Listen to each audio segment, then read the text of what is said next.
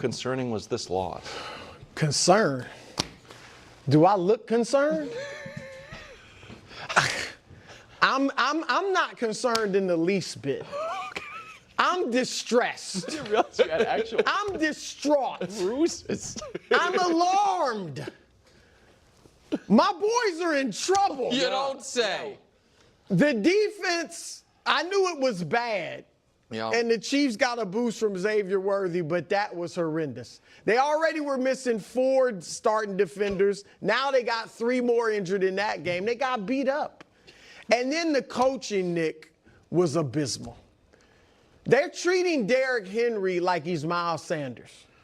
Like he's an ancillary part rather than a co-superstar. They have the greatest thrower of the football ever. He's the highest passer rating in the history of the league. I don't know if you guys have heard. Honestly, I do think at times Harbaugh is so invested in making Lamar, making sure, everybody knows Lamar can throw the football and is a great passer, that he forgets about Derrick Henry. A PR battle? It was a 4th and 1. Yeah. They're down 13-7 in the second quarter, 4th and 1 from your own 41, and Derrick Henry's not even in the game? A 3rd and 1 later in the game. Yes. He's not in the game. And Tony Romo flipped out. Lamar takes a sack. They end up kicking a field goal. Well, Romo said it right in that it's not just running Derrick Henry, it's the threat of running Derrick Henry that you have to account for. And, Nick, when they missed that 4th down, the Chiefs scored a touchdown. That felt like it was over at 20-7. And, they came back, scored, made it 20-10, but it felt like it was over. And then Lamar. Lamar said it a few years ago, and he was right. He can deny it, but it looks like he knows it in his mind. For the time being, the Chiefs are indeed his kryptonite. No turnovers in the first 3 games of the year, 2 in this game.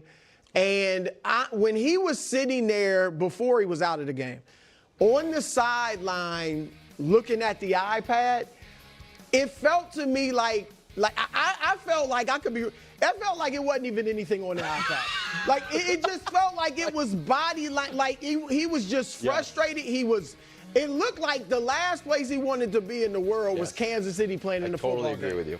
It just they got a lot of work to do. Look, they're my pick. We don't change our picks. I'm riding with them till the wheels fall off. But the lug nets and all that, everything is.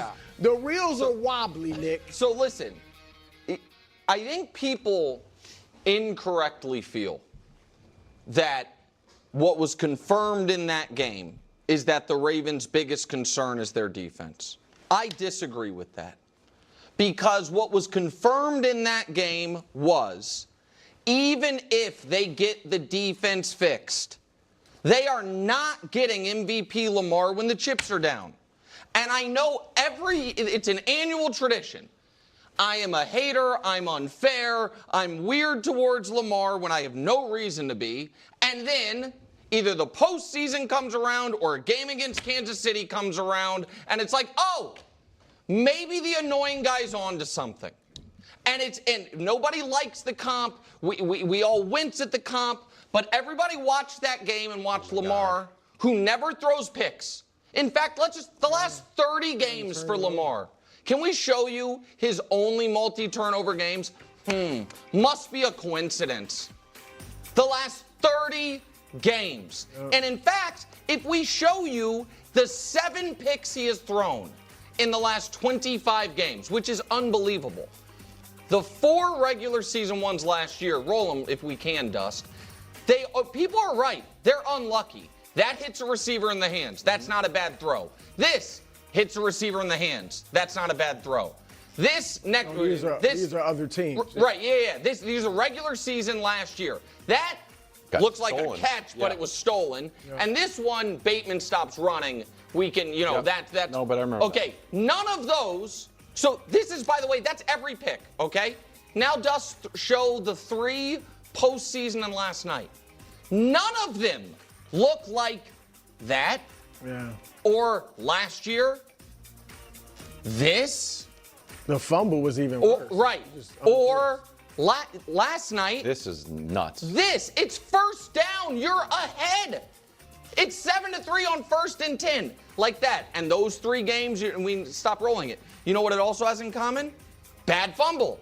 Yep. So you can't, at some point, as much as people hate to admit it, I wasn't wrong about this comp. Oh my God. Right. Okay. I knew this was coming. Right. The James Harden and all that nonsense. This is going to drive me insane. And I've already kind of shared this a little bit in my earlier take on the herd. Lamar Jackson himself undeniably needs to be better in these moments. Undeniably. Undeniably. But to keep trying to pretend like everything is all dandy and great and then Lamar Jackson just can't handle the moment or the pressure or when the chips are down. That doesn't make, first off, we saw him lead the comeback against the Buffalo Bills. The game against the Kansas City Chiefs, his offense in 2023, his coaching staff did everything they could to make it so difficult for Lamar. They said, let's just do the opposite thing that we've ever done. I'm so sick and tired of this notion that just because you want to run the ball, that means that you're now not showing faith or confidence in your quarterback. I'm so sick and tired of that near because you heard Nick before be like, well, of course they're going to pass the ball.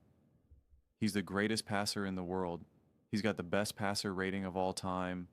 Blah, blah, blah, blah, blah. He's obviously saying that sarcastically. Just because you want to run the ball, just because you want to utilize a Derrick Henry doesn't mean that you now don't trust or believe in Lamar Jackson. I'm so sick and tired of it when Patrick Mahomes gets a massive % of his throws from behind the line of scrimmage and screen passes, and yet that now boosts his passing numbers. So they're like, see, they rely on Mahomes to throw the ball a lot or whatnot. It's just, I'm just so sick and tired of these nonsense narratives. Again, Lamar Jackson absolutely positively needs to be better, but then we point to concrete, clear moments of like, why isn't Derrick Henry even on the field right now? What are you doing? It's 3rd and 1. What are you doing? It's 4th and 1. And then we say, yeah, but Lamar Jackson just has to be better. When it's just like, are we serious? When in those moments, we see great coaches dial up awesome plays. And here's the problem. This is why Lamar Jackson will turn the ball over a lot more in the playoffs. It's because Lamar Jackson, throughout all the games, throughout his season, everything is off script. Everything is off script. Even the on-script stuff is like off script. You know, the routes have already been fully run. It's like if I'm going to make this the dumbest thing ever, right? If you're like, hey, I'm wide receiver 1, and my route is for me just to run 4 steps. And then I'm going to turn to the left, and then I'm going to run another 4 steps. Again, I'm making this as dumb as possible. And then you're just supposed to throw the ball in that 4th step. Obviously, this is not exactly how it goes. The Ravens pretty much almost, it's never like, okay, 4 steps, then I'm going to throw. It's 4 steps, and let's see what else now is going to happen. Let's, I don't know, maybe I'll go back a little bit, maybe I'll go in a little bit, maybe I'll go a little left, maybe I'll go right. Like, I don't want to just say scramble drill, but it's just like, it's always just like, I don't know. Let's just see.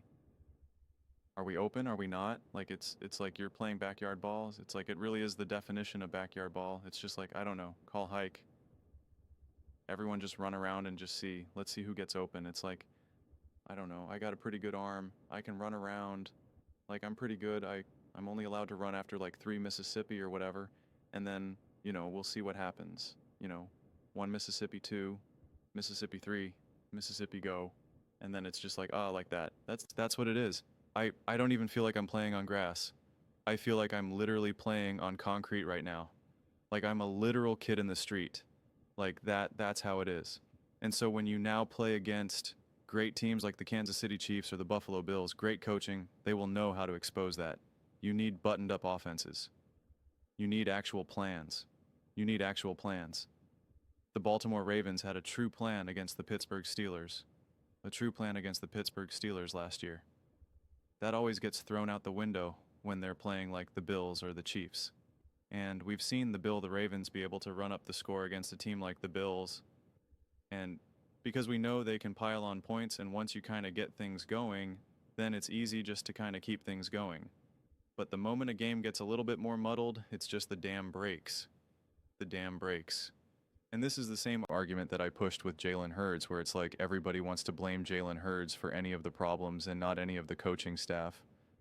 But with Lamar Jackson, it's like we admit that there is just awful coaching decisions being made here. And then yet we want to turn Lamar Jackson into James Harden because he's supposed to reliably be able to put the Ravens team on his back in the biggest moments in the game. Patrick Mahomes doesn't do that. Tom Brady doesn't do that. Peyton Manning doesn't do that. And again, Lamar Jackson needs to be better. Those players, the Patrick Mahomes of the world, the Josh Allens of the world, the Jalen Hurtses of the world, they do play better in those moments. They do. They absolutely do. And so Lamar Jackson does need to be better, but it is not the difference between winning and losing. It's a difference between playing better and having closer games and maybe winning if the team around him steps up, like, the Mark Andrews drop and fumble and whatnot.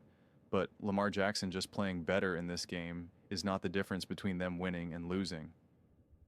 It's just not. When you could make the argument with like the James Harden of basketball that he could play better, they would have won. But it is nonsense, and it is such a frustrating narrative, and it's just hard to go into every game backyard and listen. Lamar needs to be better at DBing, at developing, and the coaching staff needs to be better at that. It's like they're afraid to be like, hey Lamar, we need you to grow and evolve as a quarterback. It's like they are just afraid to do that. And it's actually very reminiscent of Allen Iverson. That's the comp. That's the comp. You're a monster. You're a beast. You're an animal. You're an elite athlete, and you're special. And part of what makes you special is by breaking all the rules and doing whatever you want in any given moment.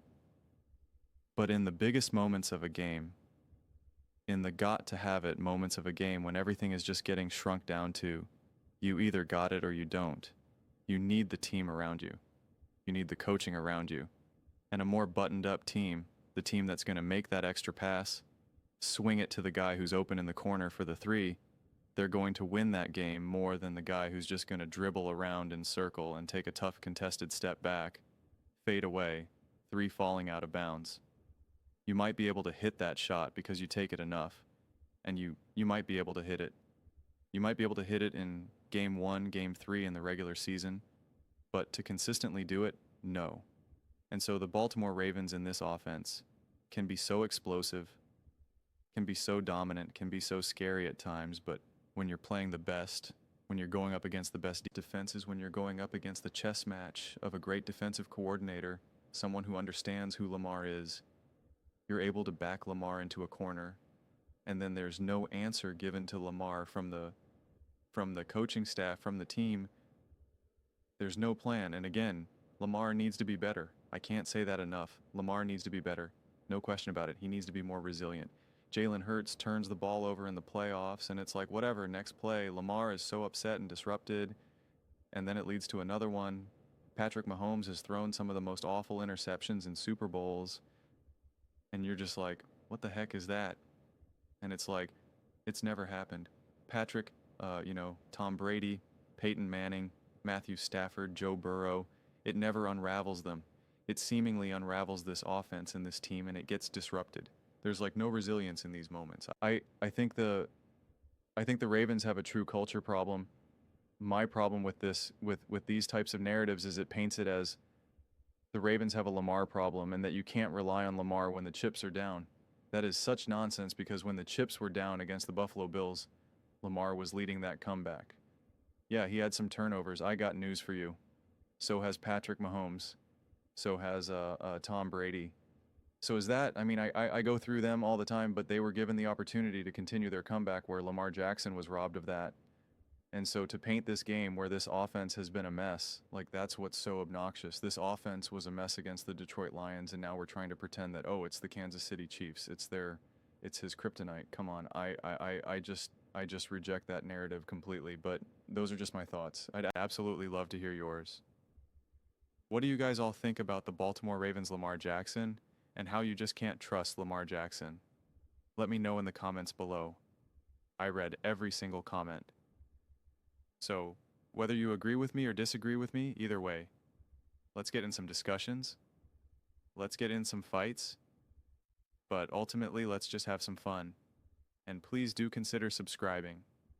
We are building an amazing community here, and absolutely love to see you part of it. I want to build something that we all genuinely feel connected to, something that we're really excited to be part of. I think we're well on our way to doing it. Please don't forget to give this video a thumbs up, as it really does help with visibility and the algorithm. Thank you so much.